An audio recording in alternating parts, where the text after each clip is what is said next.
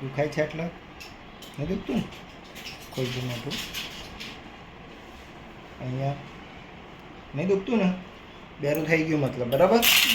તો એ રે પાડી દઈએ. બહારથી એકદમ ચોખ્ખો, અંદરથી હળી ગયો. ખોલજો મોટું આખું. અંદરથી હળી જાય તો બહુ કમ દુખાય. ખુલ્લું રાખજો આખું મોટું. ખોલો રે. હા,